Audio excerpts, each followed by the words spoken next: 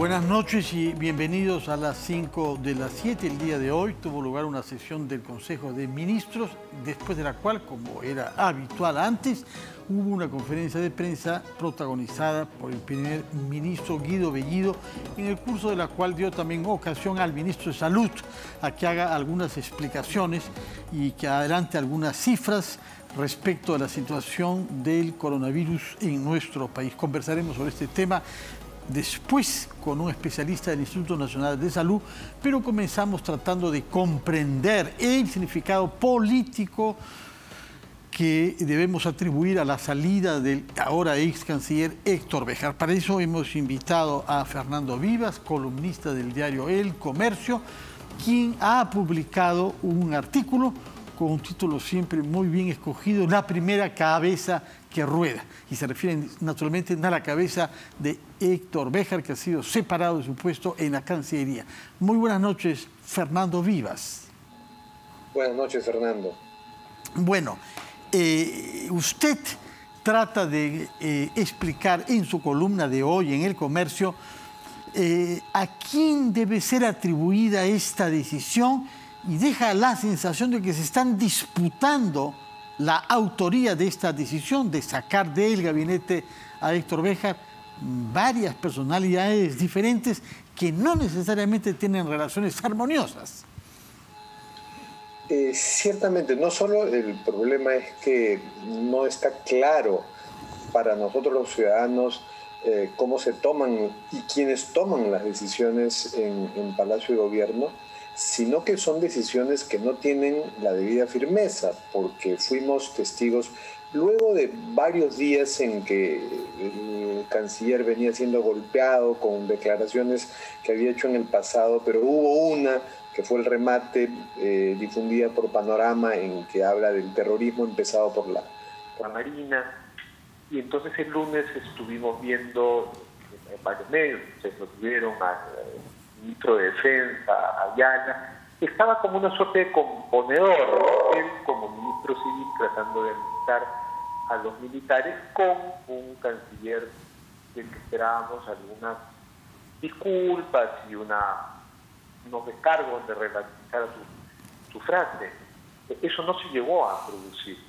El ministro de Defensa nos dijo que eso se iba a producir, entendimos todos que esa era la estrategia del gobierno, darle ocasión a Béjar de que responda. Eso no se produjo y lo que vimos fue una caída del canciller, una cabeza rodada, y ni siquiera tenemos señales de que el gobierno, antes de rodar esa cabeza, haya pensado en un reemplazo. Al punto que no es descabellado pensar que podríamos pasarnos varios días sin canciller.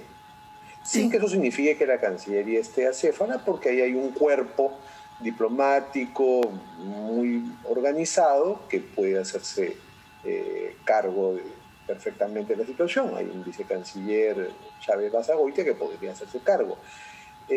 Pero sí, esto nos deja y nos confirma que estamos ante un gobierno muy improvisado, que patea decisiones para adelante y que esto ya no solo es un defecto, sino es una manera de ser, y que tanto el presidente Castillo como el premier Bellido y el señor Cerrón, que no sabemos hasta qué punto juega en estas decisiones, pueden estar pues con esta fantasía de que patear las decisiones para adelante es una manera de tomar decisiones, ¿no? Y tenemos el 26, si no me equivoco, este duelo, ¿no?, con armas letales en el Congreso, cuando el primer ministro va a dar su discurso buscando el voto de investidura, y no hay señales claras de que haya una negociación en pro de eso. A raíz de lo de Béjar, yo pensaba que la cabeza de Béjar podría ser, siempre en política, las cabezas rodadas de un poder son armas importantes de negociación, para conciliar. De acuerdo. Ahora, los 8 días que faltan, sí. Más allá del análisis de esta crisis, llamémosla así, Béjar, Usted plantea interrogaciones en torno a lo que denomina la sostenibilidad de Pedro Castillo en su cargo.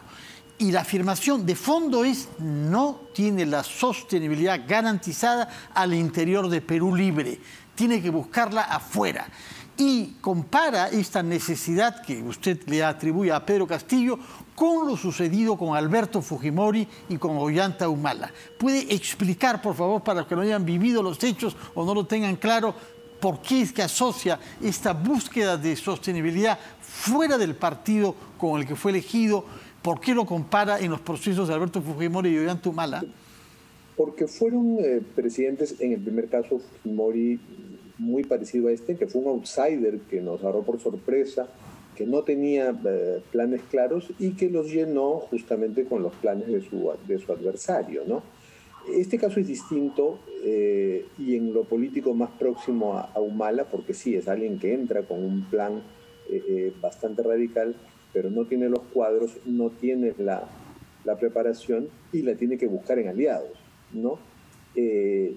Y su partido de base, Perú Libre, siendo muy radical, estando en las antípodas de la oposición, ahí le genera graves problemas de sostenibilidad. En cambio, sus aliados son más moderados y la única posibilidad que yo veo de que se haga sostenible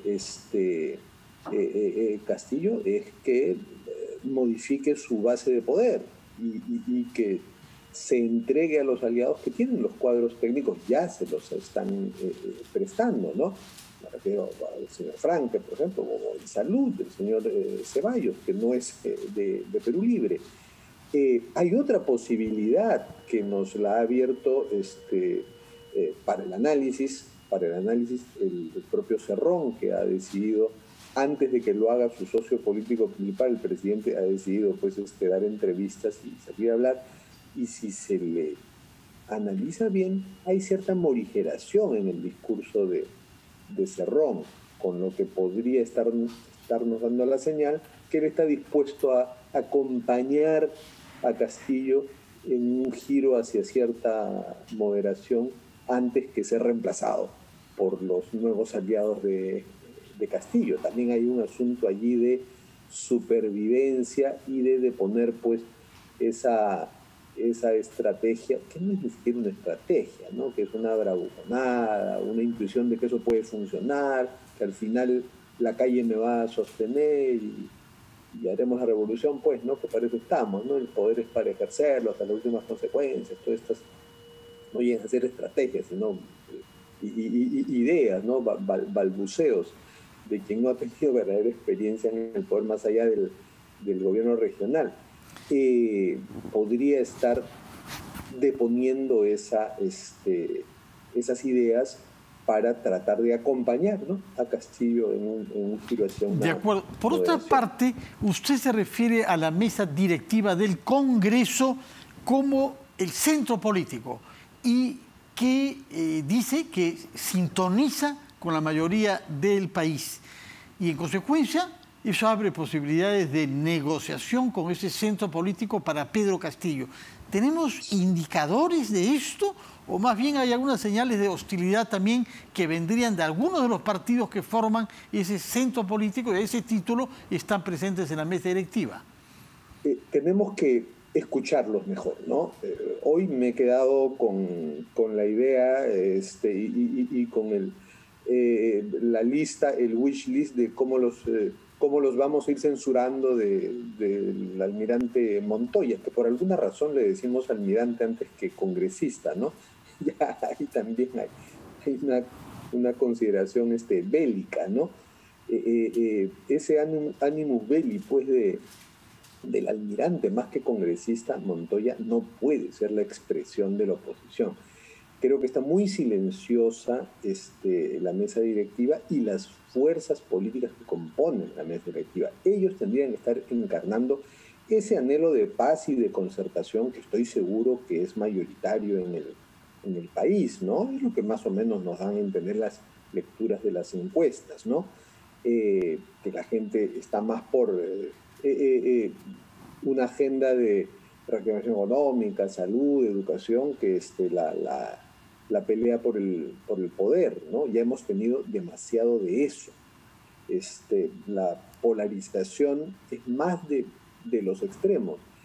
Y claro, lo que pasa es que las voces y la bulla es la de los extremos y tenemos que ser, y también ese es un reto para el periodismo y para el análisis, tenemos que tener más capacidad de auscultar y dar voz a esos otros sectores que tienen otras propuestas, empezando para el día 26, ¿no? Que puede ser la de, no, demos la confianza y no gastemos este comodín. De acuerdo, que no se llegue sí. a los votos necesarios, ¿no? Podría suceder también que no se llegue a los votos necesarios para negarles la confianza si así lo decidieran.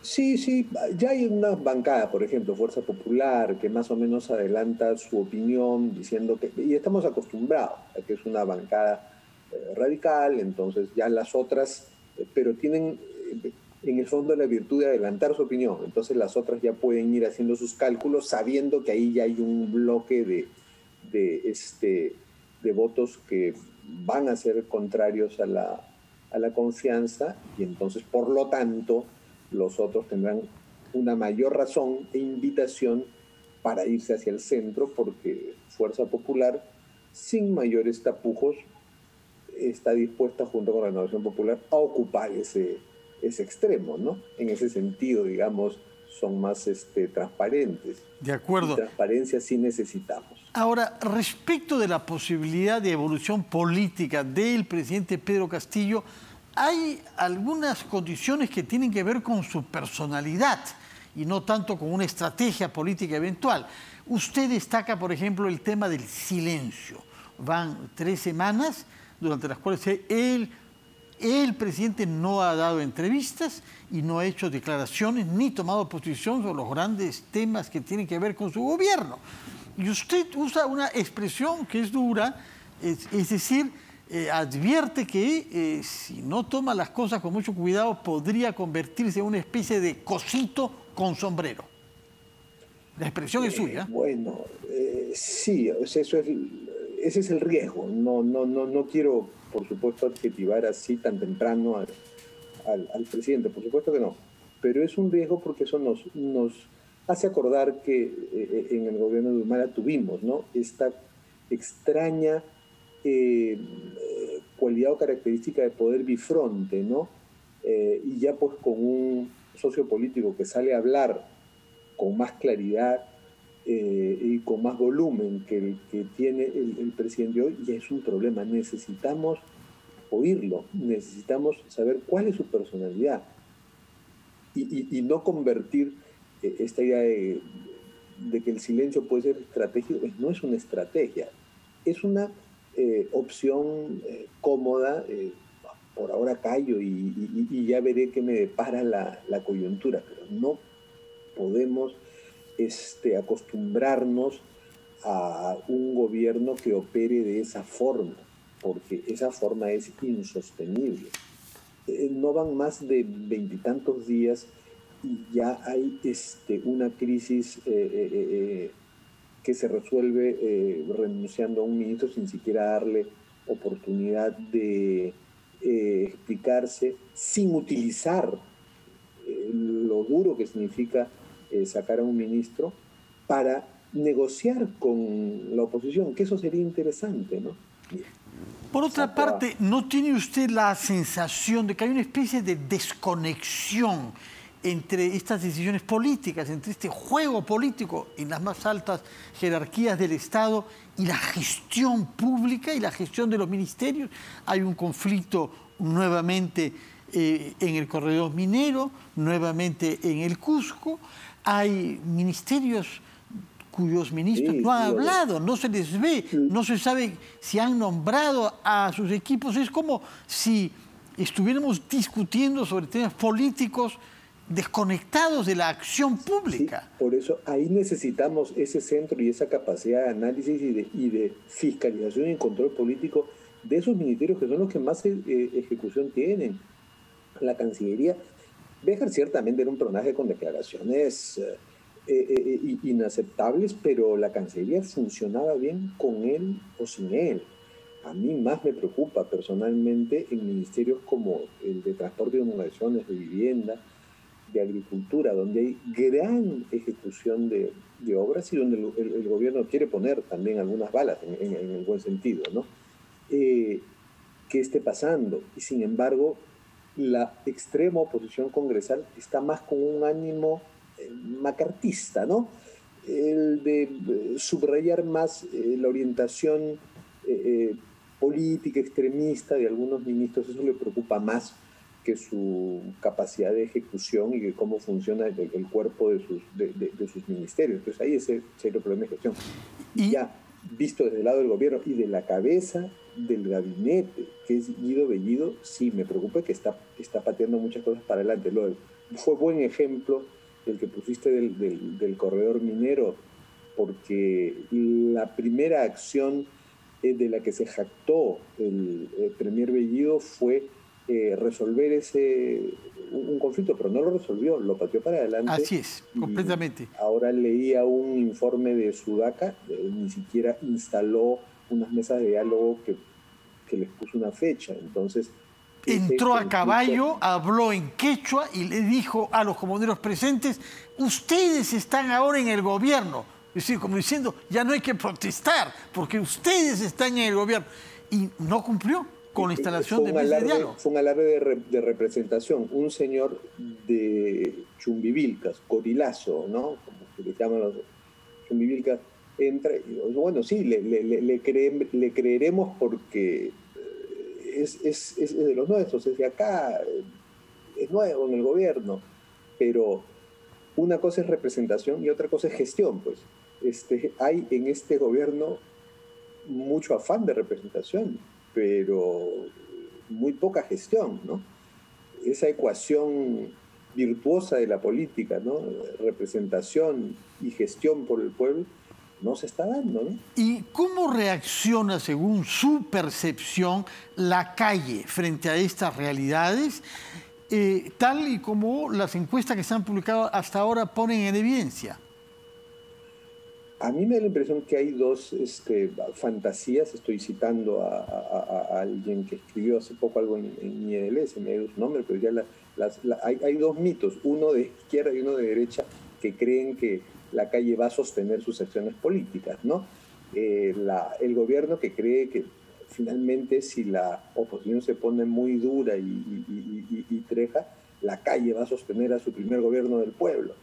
Y la derecha, bueno, la calle va a sacar a este señor y ayudarnos a empujarlo, ¿no? La misma calle que, sí, que acaso pudo hacer algo respecto a las teorías de fraude, no. Entonces, yo creo que la calle más bien, si entra a tallar, pensemos en el antecedente de noviembre pasado, ¿no?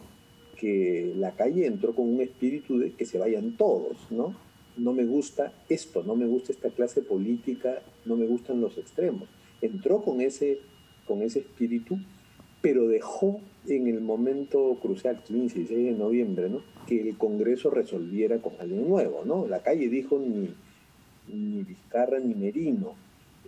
Podría ser ese un antecedente que nos lleve a pensar, que nos lleve a hacer pensar. Entra a tallar entre esa forma. Muchas gracias por su tiempo y por sus explicaciones en torno a este artículo publicado en El Comercio de hoy, que leemos acá siempre con mucho interés y mucha satisfacción por la bella prosa y el humor, que en este caso lleva como título La primera cabeza en rodar. Muchas gracias, Fernando Vivas. Vamos a hacer una pausa, después de la cual ya no hablaremos sobre política, sino sobre salud pública. Y lo vamos a hacer con el doctor en biología Óscar Escalante, es un funcionario del Instituto Nacional de Salud.